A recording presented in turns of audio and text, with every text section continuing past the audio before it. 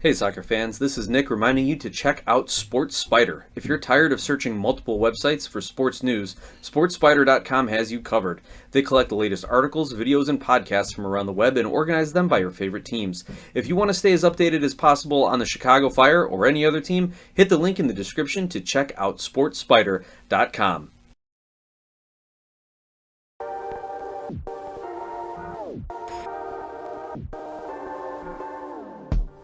Hey soccer fans, welcome back to the Feed the Fire podcast. I am your host Nick, and today it's a happy podcast. The Chicago Fire have finally won a game in what seems like forever, an actual league game as well. Also, I'm happy because my kindergartner won his soccer game, my third grader won his soccer game, my daughter even said, "Can I come to the Fire game with you this weekend, Baba?" So it was just a happy weekend. I was jumping up and down, and I'm pretty sure I pulled a calf muscle while I was doing it too. But we're going to get into all of that and the heart of this Chicago Fire victory throughout the show. A little housekeeping, though, to get out of the way. If you would like to interact with me, follow along on social media, Twitter X, Facebook, Instagram, at Glasshouse Soccer, as well as email me, glasshousesoccer@gmail.com. And I just want to, the weekend started off so happy. I had to fill in as a coach for my kindergarten son's team. And while he didn't get a goal this weekend, I think he had a +4 rating. No goals conceded during his time out on the pitch. So I might be raising the next generation of center back here. Following in my footsteps, I was a sweeper in my youth days. And I don't think anyone plays sweeper anymore, the way the game has evolved. But that was where I got started before I made the transition to attacking midfielder when I stopped growing at a young age. Anyway, my third graders team, I'm thrilled to say that they had a comeback 6-3 victory. They went down early 2-0, which was doubly disappointing for me because my son was the starting goalkeeper. And he got upset, and he even started to take his gloves off and say, "Just sub me out." And so I came up with a new mantra that I'm going to try, and it seemed to work this game, both for him and for the team. Be an impact player. And even as a goalkeeper, you can make an impact on the game. And I think after taking a minute to calm down and realizing that that's what the mission is, be an impact player, he ended up conceding another goal, though he did make the first save and it was the rebound that got scored. But he ended up with 4 more saves after that. And the team was able to score 2 more goals and go into halftime with some momentum, down 3-2, and then they outscored the opposition 3-0. And I'm proud to report my son ended up playing center mid that second half, and I think had a pretty good game. Had a goal and an assist for himself there. So you just got to coach him through it. And I'll tell you, watching these third graders actually set up an offensive shape where they had 4 of them around the top of the opposing box and just kind of passing the ball around. And one of them even played like across to the far post. Like it was so fun to see how they're developing, what they're learning, picking up stuff that I'm coaching them on, picking up stuff that they're seeing when they're watching the pros. If you ever want to coach youth sports at any skill level, do it. It's so much fun and so rewarding, especially when you see the growth of your kids. Now, putting that aside, that was the start of the happy weekend. The real happiness with the Chicago Fire getting a victory. The real happiness. Comparing it to my children, you can't do that. But the real happiness for the point of this show, the Chicago Fire getting a 2-1 win over the Red Bulls of New York, who are sitting in 4th place in the Eastern Conference. I mean, if this game occurred 3 months ago, this would be a signature win, something they could point to for the rest of the season and say, hey, we are going to hit that goal of making the playoffs. But it comes in the second to the last month of the season. So not quite a signature win, but definitely a win that keeps their hopes alive. And I am wearing my old generic Elas, my Greece jersey here, because we are going to spend some time talking about Georgios Koutsias, both his performance in this game and what it means for the Fire in the big picture. And to kind of start things along that conversation, I got an email from Ryan, who the subject line says, "Fire down a Red Bull," so very nice turn of phrase there, Ryan. But he asks about Koutsias and his future as a striker. He says, "Nick, what a pleasant surprise. I said this before, but I want to see Kuipers and Koutsias up front next season. I'm glad that Barlow got a goal, but he should not be starting anymore. It seemed like Kuipers was the driving force of the offense." Ryan, I agree. And let me expand and give you some more thoughts on that. Kuipers was the driving force of that offense. When you have a team like the Fire who maybe don't exactly have a tactical identity, an offensive identity, but they know they have to get him the ball. And in fact, it was him shooting and Barlow tapping in the deflection that gave the Fire the lead. And when you watch that play, you see the New York defense. I think there were at least 2 defenders back there, if not more. They all collapse on Kuipers. No one tracks Barlow.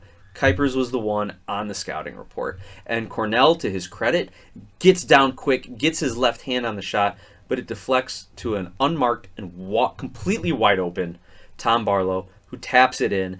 And great for Barlow. I agree with you. It's a great goal for him. And when you're a striker that is struggling so mightily to find your finishing touch, as Barlow has been for this season, most of his career with Red Bulls. Yeah, if you're struggling for all of that, this is the goal you need. Just a basic tap in to kind of get your confidence back and to let you know that your hard work is paying off. And even Chris Brady chimed in with some post-game comments saying how happy he was for Tom Barlow to get the goal and pointing out that Barlow works as hard as anyone in training and during games to do what's best for the team, to try to make a play, and is always a consummate professional.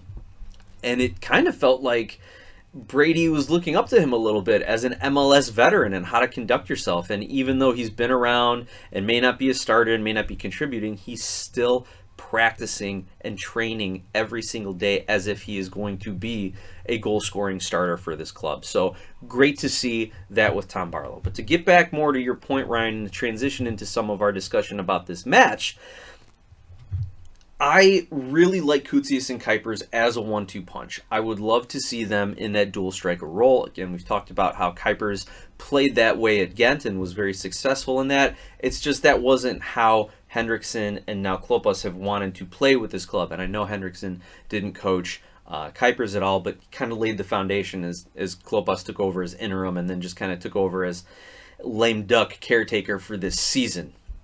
But picture this, Fire fans, because I see Koutsias' future going one of 2 ways.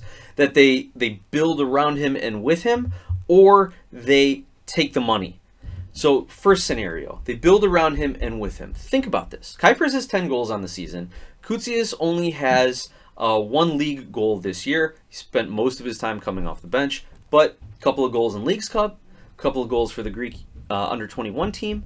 He's rounding into form now, and his effort is starting to pay off. The man is a workhorse. So, if Kuipers, who's sitting on 10, gets a full season with this club, full off-season, with a better coach next year, I don't think it's crazy to say he could be a 15 to 20 goal scorer next season. I think even Ryan said he's a dark horse for the Golden Boot in 2025.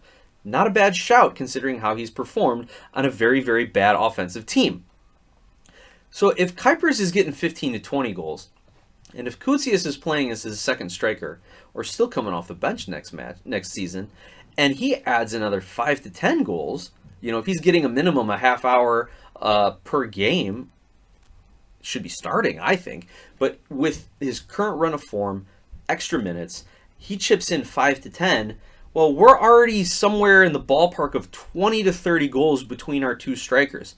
Right now, the club is 36. They've already almost hit that mark in my hypothetical situation here. So imagine how good that Fire team could be. Then you get maybe a couple more from Lassiter, a couple more from Salase, a few more from Gutierrez, the odd one from Gutman or Turan on a set piece, something like that. And now you're talking about a team who has increased their goal scoring at least by 1.5 times, probably enough to get them into a solid playoff position between, the 6 and 7 spot, something like that. Now the front office has an easier job. All they have to do, just like it's that easy, right? Like you just can go, let me build a team right off the shelf here. Let me grab this part, let me grab a defender, let me grab a winger. No. But the conversation shifts from we need strikers, we need offense to can we get maybe another midfielder to complement Gutierrez and provide some good service? Can we get a couple more defenders to shore up that back line, the oft-injured Turan and Olmsberg, who I think I said it in an email to someone that those are pretty much 2 players who occupy one roster spot because one of them's always hurt and the other one's always filling in for them. So if they can get a rebuild that back line. You've got Gutman on the left. Get another center back. Get another right back. I like Aragoni. He just needs to be in the right system. And then you keep Selassie and Lassiter as your wingers. Maybe get another D-mid. If Pineda comes back fully healthy, he could be your D-mid. I think that would be great. So the Fire are actually, if their vision is to keep Koutsias and Kuipers as dual strikers, you can shift your focus and rebuild the rest of your team, and then that can put you into trophy contention, playoff run contention in 1 to 2 years on the minimum side, or be pushing for a trophy, in 3 years or so, depending on how you build it. But that's the key. Depending on how you want to build it, what's the vision? Right now, we don't have a head coach, and we don't have a sporting director for next season. Heidt said he's going to step down. Klopas, as we know, was just here for the year because pretty much nobody else wanted the job. I am vastly opposed to the Greg Berhalter idea of him being both head coach and sporting director. If he wants to come in and be the coach, great. If he wants to come in and be the sporting director, I don't know if I want him cutting his executive chops with the Chicago Fire team. I don't want him as both because you've seen the league go away from that trend.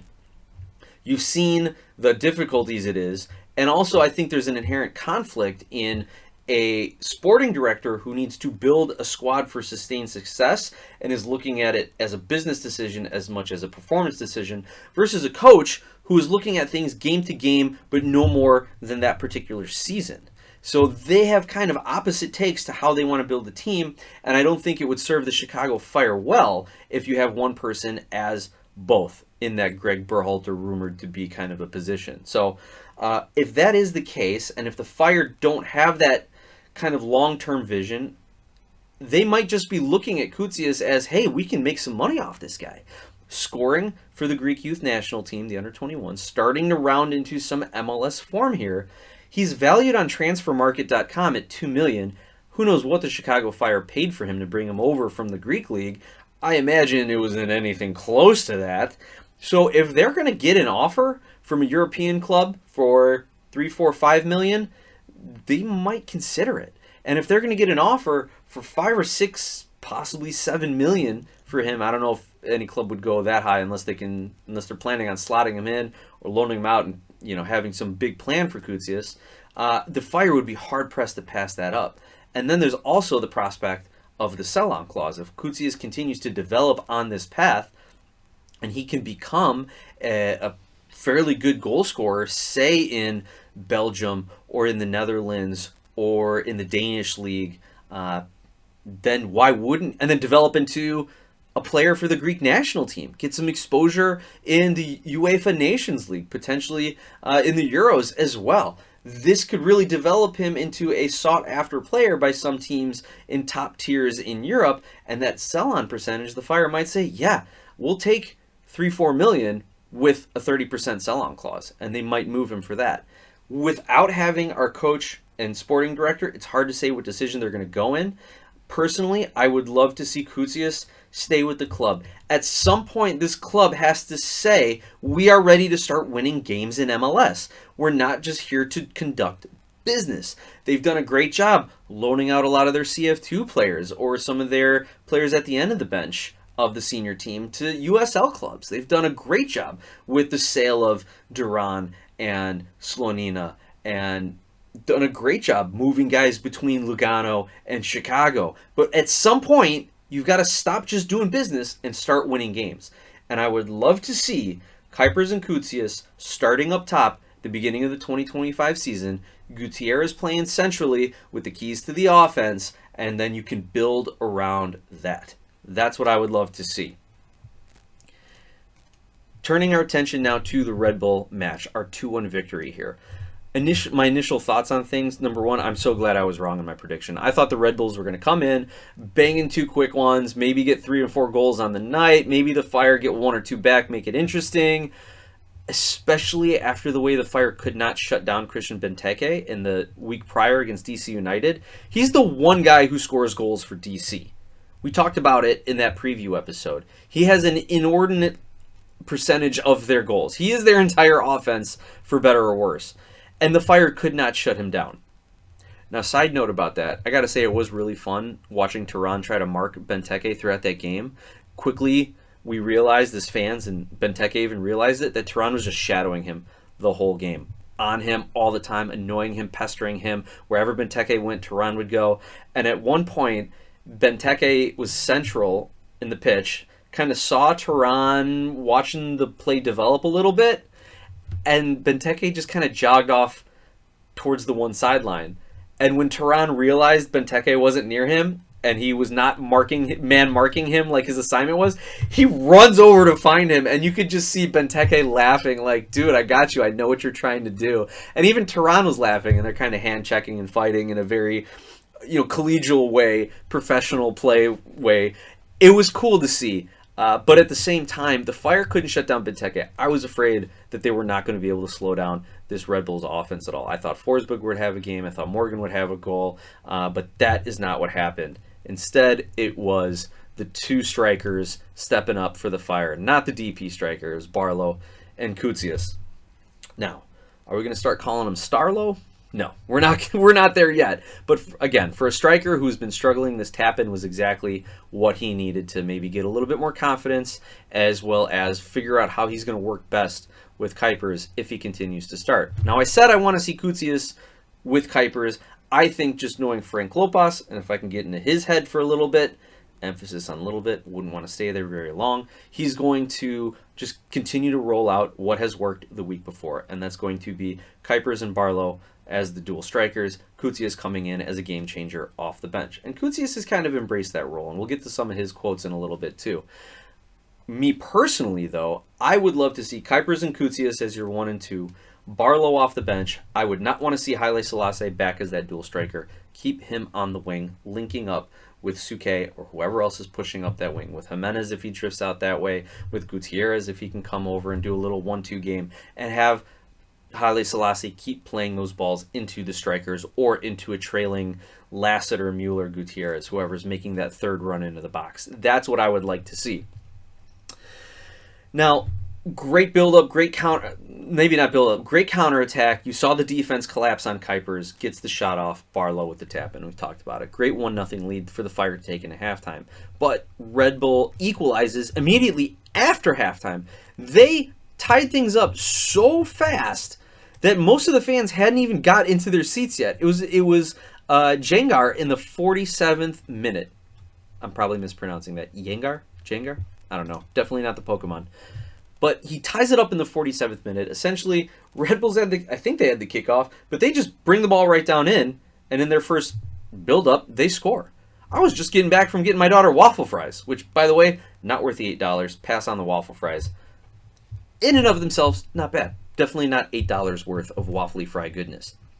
So, I didn't want to get into the here we go again, Fire are going to drop points, they're going to drop their heads, all that sort of thing. But you know the pattern here, fans. The fact that the Fire always start their games and their second halves flat-footed. There have been moments where they have come out quick in the second half, but those tend to be the exceptions as a response to already being down from giving up quick goals in the first half. In this game, they had the lead, and they came out flat and let Red Bulls walk right down the pitch and tie it up. But thankfully, you had Koutsias there to win the game for them in the 75th minute, and it was on a corner kick that gets kind of cleared back out to the wing by Red Bulls. It gets passed back to Acosta, who chips it up. I shouldn't even say chips it up, like really just lobs the ball. It looked like the go up and get it kind of play that you see on Soldier Field on Sundays, where you're just lobbing a ball up for a wide receiver to go up and get it. But that's what Acosta did. Koutsias goes up. Great technique. It's the way I was taught. I don't know if they're still teaching it to kids this way. Probably not, because of all the headers and not wanting kids to do too many headers in their youth days. But I was always taught when you're playing defense and you head the ball out for clearance, you want to head it up and out. Let it carry.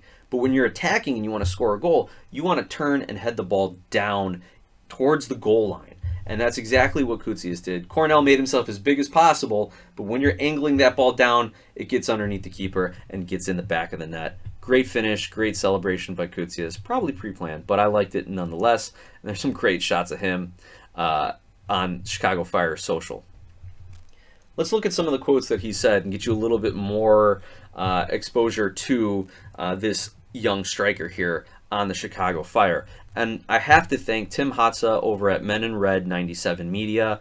After the game, Tim sent me a message and said, hey, I thought you'd be interested in hearing some of these Koutsias quotes, because he got to stay post-game. So please, if you ever see Tim, if you ever get the chance to read some of his work, or if you get the chance to go over to Men in Red 97 Media, their website, please do so. Excellent outlet. They've got press credentials. They always have one or two guys at the press conferences.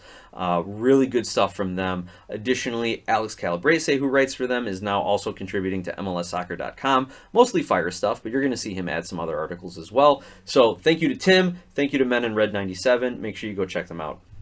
But here are the Koutsias quotes. On the feeling of scoring a goal in a victory. When you score and the team wins, it's an amazing feeling. But the most important thing is the team that we won. And we need to find more solutions to keep going to try to go to the playoffs. Good answer. Very kind of textbook answer, right? Like, well, it's important that the team won.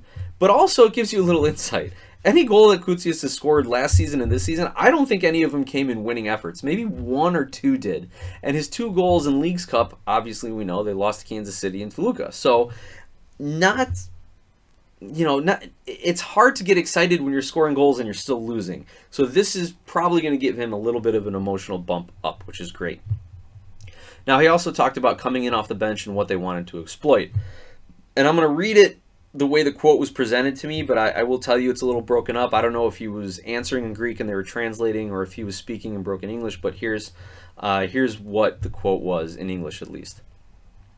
Yeah, every game when I'm on the bench, I try to find solutions. When I go to the field, where I need to move, what I need to do. So I knew that the Red Bull scored, and they tried to score another one. So I know the head position is easy for us to punch back. Yeah, I went to the left side, and I went 1-against-1. I tried to score. We won the corner kick, and after that, it was with the goal. So what I think he's saying here is he saw that the Red Bulls were pressing to get one, so he thought maybe he could catch him on the break or so. They end up winning the corner kick. And then he realized, I don't know if it was scouting or just remembering it from the last couple times they played Red Bull, that he could take advantage of them in the air. And that's exactly what he ended up doing. And maybe that's why Acosta ended up just lofting that ball in instead of trying to whip in across or play something low and hard across the front of the box. So that good scouting, good play, good knowing your opponent there. And the last quote I'll share, Koutsias on the pregame talk with head coach Frank Klopas. He says, to push the defenders, to run for the team, and score if I can. I mean, what more do you want out of your substitute striker? Push the defenders, run for the team, and score if I can. And I'm pretty sure Frank's been just telling him that all season, because that is all you've been seeing him do. All right, before we get into the stats and some final thoughts, let's take our halftime break here, and our water break, sponsored by Skira Icelandic Spring Water. Icelandic for clear, Skira water comes from a spring in a government-protected nature preserve in Iceland with naturally low mineral content. This isn't your average water. Clearly, pun intended, it's one of the best. And Skira Icelandic water is available at your local 7-Eleven, and maybe in the future, maybe available at Costco. I hear there might be a deal going on in there. Anyway, get out to your 7-Eleven, support Skira, support Feed the Fire, and let's get on with our analysis.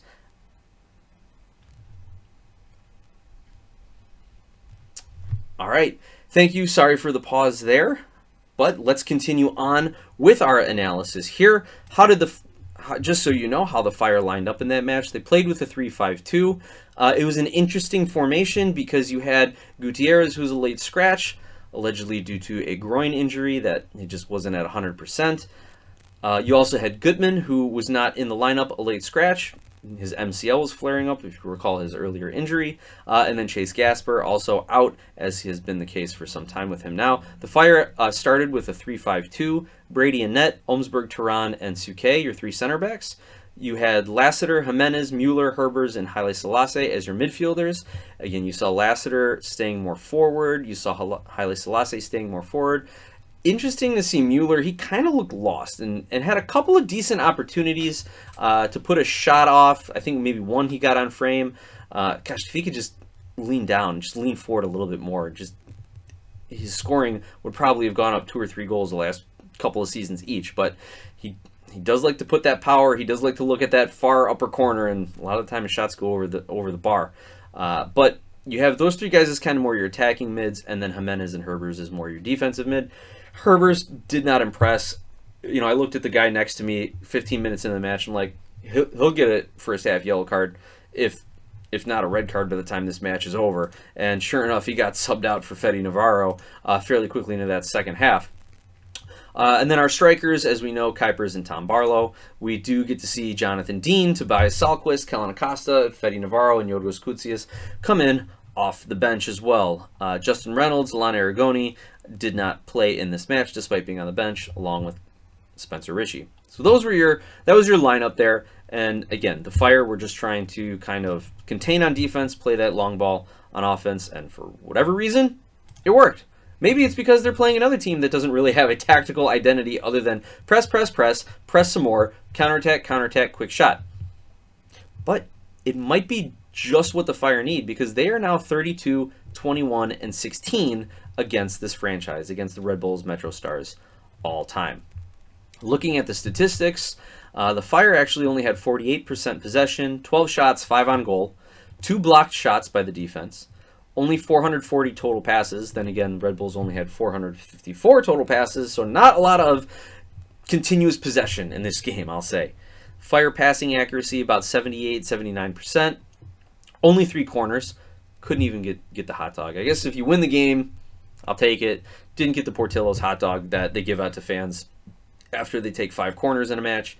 Only 4 total crosses, 2 offside, 19 aerial duels won. However, that is to Red Bulls 24, which again kind of begs the question, were they actually targeting aerial balls in the final third, or maybe this is more, the stat is skewed towards the defensive headers that they weren't winning? I don't know. But they did not win the aerial battle. However, they won the expected goals battle barely, 2.4 for the Fire, 2.2 for Red Bull. This is probably one of the higher XG, depending on how much you buy into that stat, that the Fire have had. Also, if you want to look at some of the advanced stats, if you go find the passing chart, for once, it actually looked very spread out. The only thing I didn't see as spread out as I would have liked is one of the attacking midfielders was very close to Kuipers at all times. I forget which position they assigned that to, but it looked like they were very close in their passing chart, and I would like to see that a little bit more spread out. But it was fairly symmetrical, fairly evenly spaced between left and right. Like, this was one of their better passing games despite the low number of passing and the low accuracy. Goalkeeper saves, Brady was credited with 1. The defense is credited with 14 clearances, 12 fouls, and 3 yellow cards. So those are your stats on the night. And what do I want to wrap with this match? Well, where does this leave the Fire? What are they looking at over the last few weeks of the season? They're still in 13th out of 15. They're on a goal differential tiebreaker with Nashville right now. They have the same amount of wins, but Nashville has a game in hand. So Nashville, I'll say advantage Nashville here. Then again, they've been playing pretty poorly, so I don't know if that's advantage or if that's just another loss for them that will allow the Fire to maintain their position ahead of them. Regardless, Chicago's in 13th on 29, Nashville, New England in 14th and 15th on 29 and 27 points. Above the Fire, Montreal on 30 points, Philadelphia on 30 points, Atlanta on 31 points. So those are all the teams outside of the playoffs. The 8 and 9 spots, the play-in game, Toronto is in 8th on 36 points, and DC is in 9th on 33 points. Here we go again, Fire fans. Get your hopes up just to get hurt again. Here we go. The Fire are 4 points out of a playoff spot. They're going to have to jump Montreal, Philly, Atlanta, and DC, either by points, by wins, because that's the first tiebreaker in MLS, and then by goal differential, the next tiebreaker. However, the Fire currently have a 1 goal advantage over Nashville on goal differential. There's 7 on Montreal, but that's it. Philadelphia is the only non-playoff team with a positive goal differential, so you know the Fire aren't getting there. Atlanta also has 11 goal advantage on the Fire when it comes to differential. They're only at -4. The Fire are at -15. Man, that 4-0 drubbing by RSL certainly is looming large here. DC and Toronto, meanwhile, are at a -13 goal differential. So the Fire, they need to win games. That's going to be their best path to the playoffs. Win games, likely have to win out in order to make up 4 or 5 points, depending if you think they'll own the tiebreaker against DC, and jump 4 teams to get into that play-in game. How are they going to do it? Here are their last 5 games.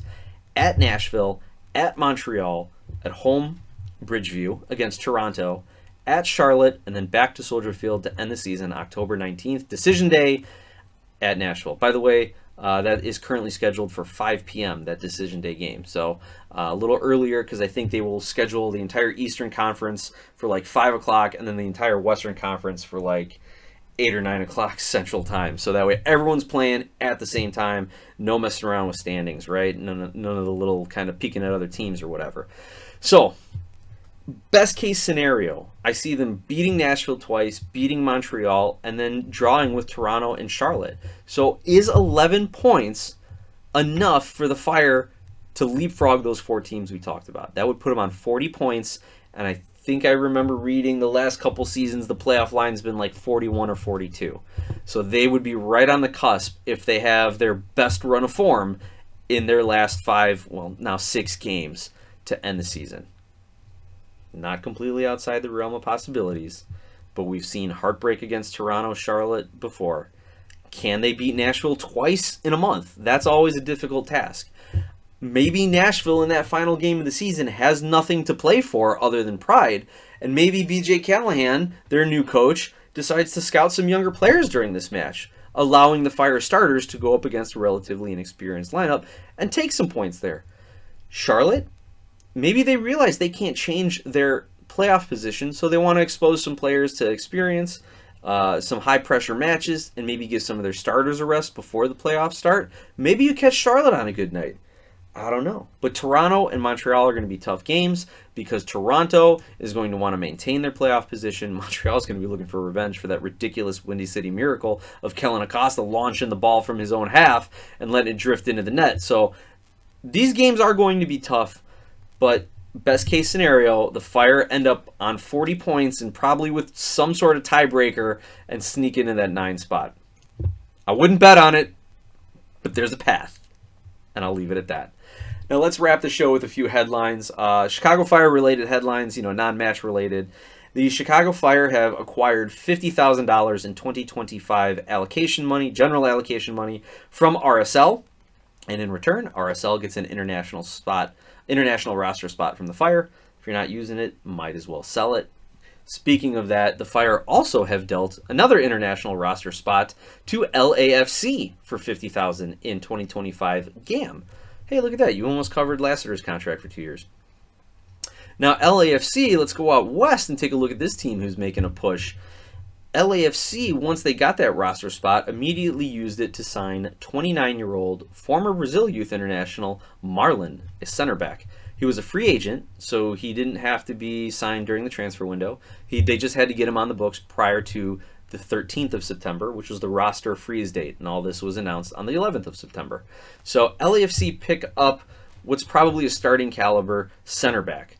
Additionally, they shored up some homegrown depth on their roster, signing defenders Luca Bombino and Diego Rosales, goalkeeper David Ochoa, and forward Adrian Wabowo, all from their MLS Next Pro team LAFC 2. So they have continued to add depth and look to the future, as LAFC is so adept at doing, signing impact players for the present, building depth for the future, and for playoff runs, trophy runs, tournaments, things like that. But the biggest signing for LAFC of this window, of this recent couple of weeks, Carlos Vela has re-signed with LAFC through the rest of this season and has an option for 2025.